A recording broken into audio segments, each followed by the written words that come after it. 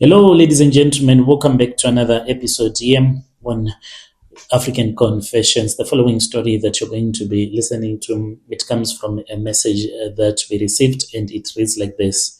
I have a tattoo on my thigh, and this tattoo, it just looked like a normal tattoo, but it is like connecting me to the marine kingdom. I do not know what else to do, South Africa. Please assist me. I trusted a sangoma from outside of the country, and now I am suffering. This tattoo, it is the one that is responsible for ruining each and every relationship that I enter into. This tattoo, it came from the night when we robbed my ZCC boyfriend. How are you, Brother Nashim? Please post for me as Anon. I am a 27-year-old woman. I am Betty, and I am currently living here in Pretoria. I was born and raised in Bella Bella, if you know it, but I miss home. Ever since I left Bella Bella, it has been 11 years. Just here in Pretoria, going to other provinces, I can even drive past Bella Bella and my heart will start to become hurtful, especially when I see the off-ramp that is going to Bella Bella. Maybe I am with a blesser to go and play Makoti somewhere, maybe deep down in Venda. My heart aches because I just pretend as if I was born and raised here in Pretoria. 11 years without going back, without seeing my parents. People think that I don't love my family. Most of you will think that you've forgotten your home because of Gauteng, but I am afraid to go back. And the story, it started because of money. I have a tattoo. This tattoo, it is on my left thigh. People think that it is just a normal tattoo, but every time when I look at it, I think about the life that I was living before right now. I was a gangster's girlfriend. I never liked the things that my boyfriend was doing, but I did it. I assisted him in some armed robberies. My past life, I wish that I had never met my gangster boyfriend. I was 16 years old when I started going to clubs. I was born beautiful, and every man told me that I was beautiful. Indeed, I knew that I was beautiful. Men were always following me.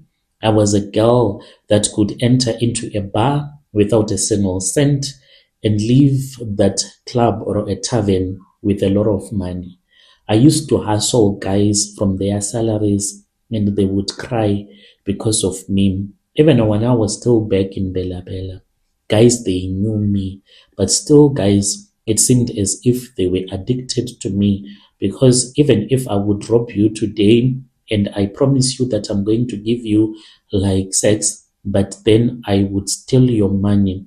The next time when we meet, I'll make more promises. This time around, you're going to eat me until you are tired, but I will steal your money again. I thought that I was very clever, but I did not know that eventually I was going to meet a man that was going to curse me. I met a man. This guy became my boyfriend. He was a gangster. He was a person who used to terrify a lot of people, but I did not even fear him. I always loved guys that were gangsters. I never loved a man that was soft. A woman is supposed to be soft. A man, I believed, is supposed to be hard. Is supposed to be hard and violent. He had a nice car. He also had money. You would not even suspect that he was a gangster.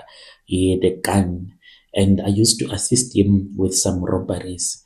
What I did not know was that, according to me, I thought that this was love, but he was using me. My boyfriend was using me. Not at first. At first, he would give me money. He would buy me clothes.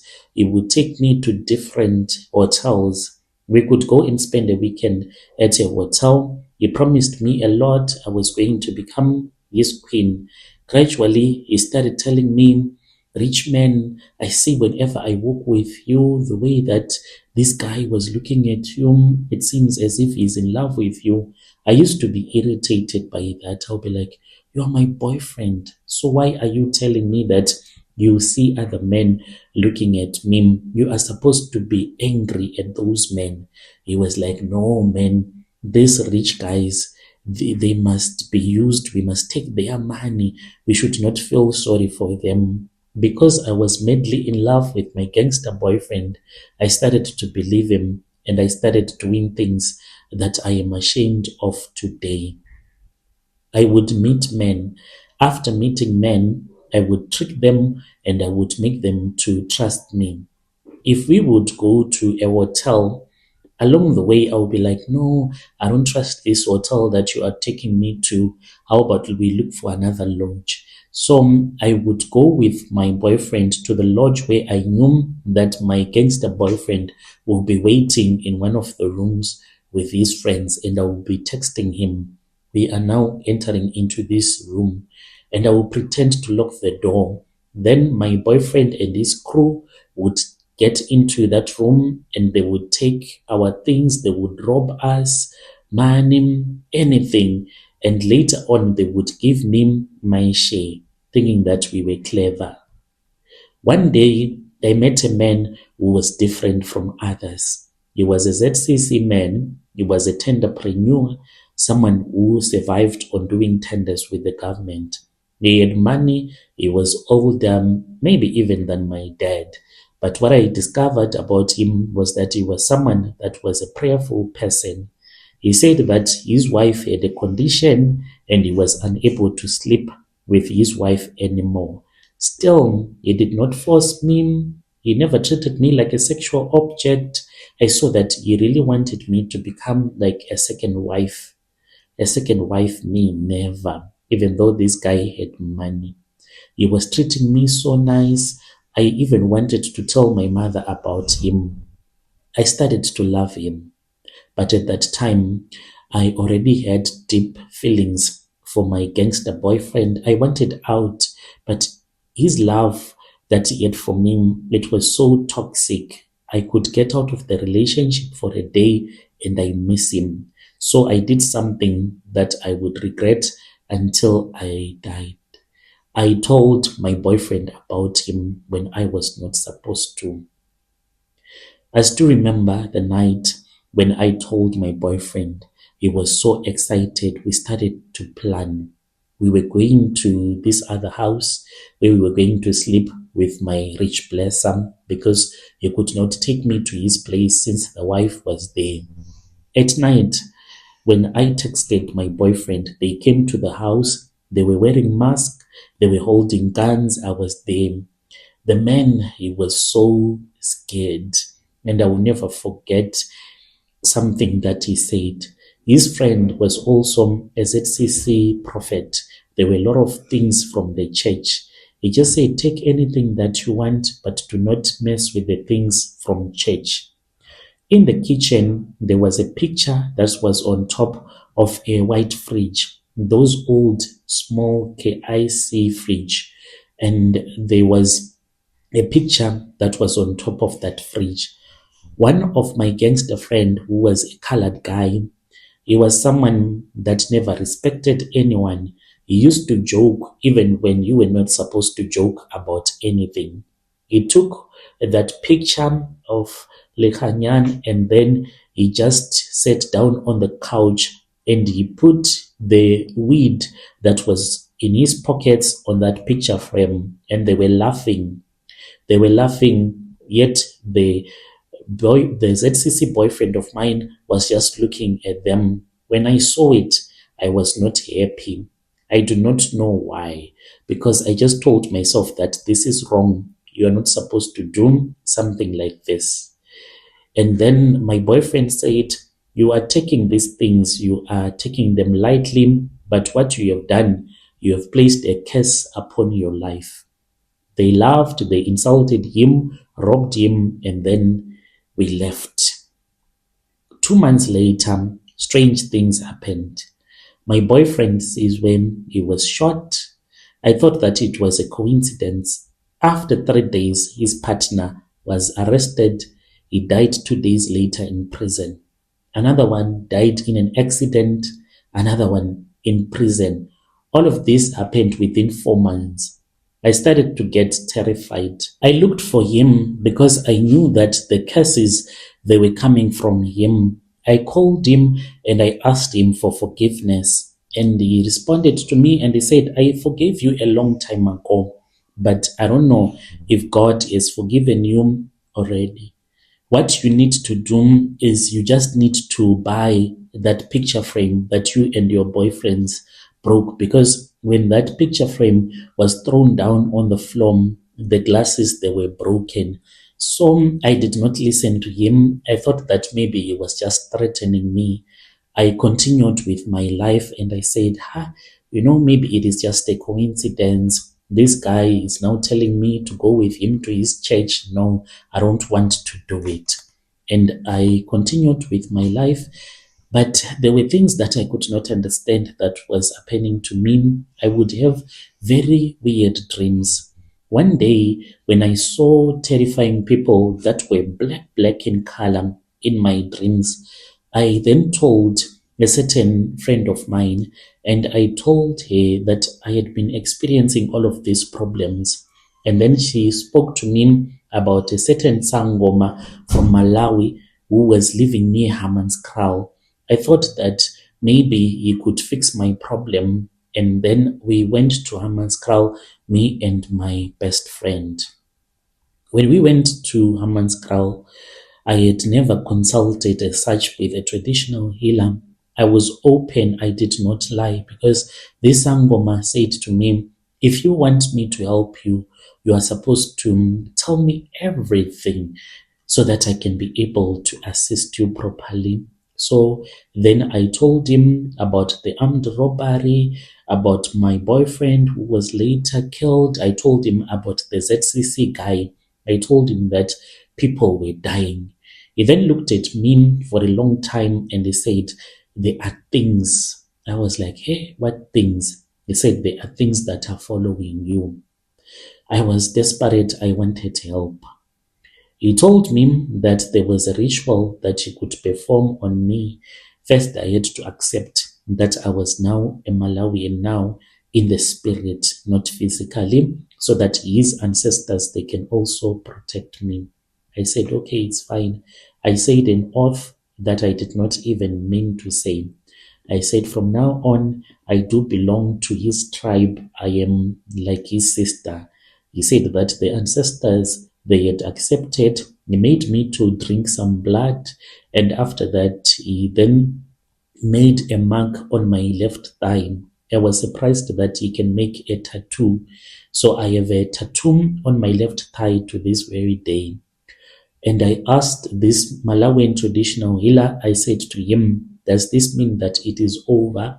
They responded and he said, no, there are other things that needs to be done so that these things that are following you because of this curse will stop following you. We are still going to work on this. It is going to take a few months, then we will be done.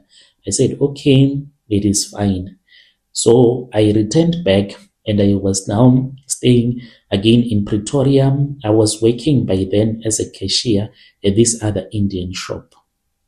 I waited for this man to help me because he said after these things had stopped visiting me in my dreams, then I would return back to his home. So I was not even in communication with him. It took about 2 to 3 months. Those dreams, they completely stopped. I never saw those scary people again. After I had seen that I was not having that same dream in about a month, that was when I decided that, okay, let me go back to Hammanskraal. So I went there. To my surprise, I was then told that the previous week, the Sangoma had been arrested for his papers in the country. He had been deported. That is how the matter ended. The consultation was left open, never finished. And he had told me that we were supposed to close this consultation, otherwise demons will enter into my life. At first, I did not even see any difference. I kept on living my life. I changed jobs. I moved, started life afresh. The first man that I dated after that, he was a businessman. He had money, he had 2 cars, he had a wife, he had a company. Everything was going well. But after a few months, in his life, things fell apart. Contract disappear, business complained that it is not making money. In the end, we broke up. I thought that it just happened. And I said, I can't stay with a man that is broke. The second guy, same story. The third man, same story. The fourth man, same story. By the time that I was on my fifth boyfriend, I got terrified because every person who was coming into my life had things, financial security. In the end, they would live with nothing. Some would lose their jobs, lose their businesses, lose everything. And I did not know what was happening. The strange thing is that men kept on coming. I have never struggled in my life to find someone new. There are always guys, 3, 4 guys that are waiting for me to date them. And then that was when I went to another sangoma. The sangoma then told me that I have a curse, and this curse that is on my life, it is because we stole money from that ZCC blesser of mine. I then said, so what am I supposed to do? That was when we performed another ritual. So this is the ritual that is stopping me from going back home in Bella Bella. I was then told by that traditional healer that in order for you to live a normal life and not for you to die, because this curse, it was going to kill me later on, and I did not want to die. We then made a covenant that I would never ever visit any of my relatives, my mother, my sisters, until I die, so that these demonic figures that kept on following me, they can stop following me. So I started removing everyone from my phone, deleted my contacts, stopped calling my mother.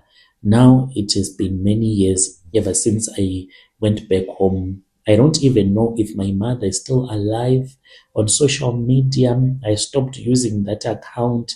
I don't even want to be on social media that much because I'm scared that there are people that know me that will find me.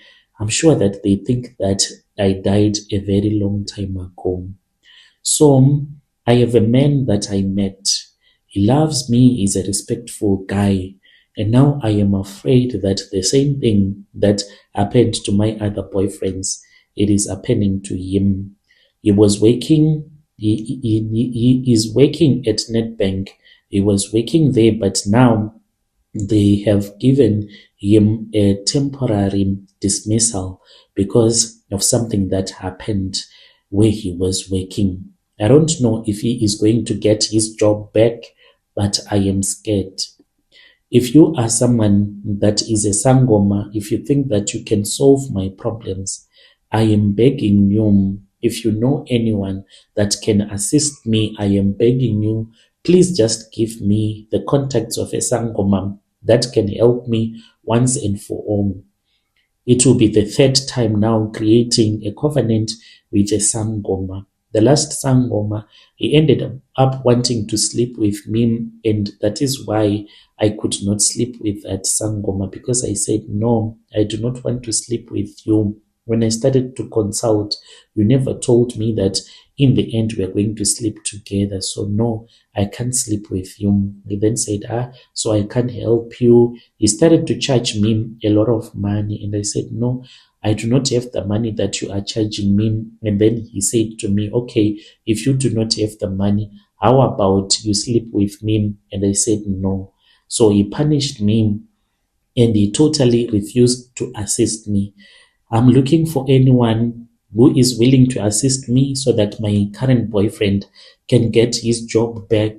If I have money, I am not going to forget that person that would have helped me, and then I will pay you back. This I promise. I'll be following through in the comment section. Dear listeners, why there was a message that was sent to us by one of our dear sister. Let us speak with him in the comment section. Strange things indeed they do. happen in this world. If you know anyone who can assist our dear sister, please, you can tell us in the comment section.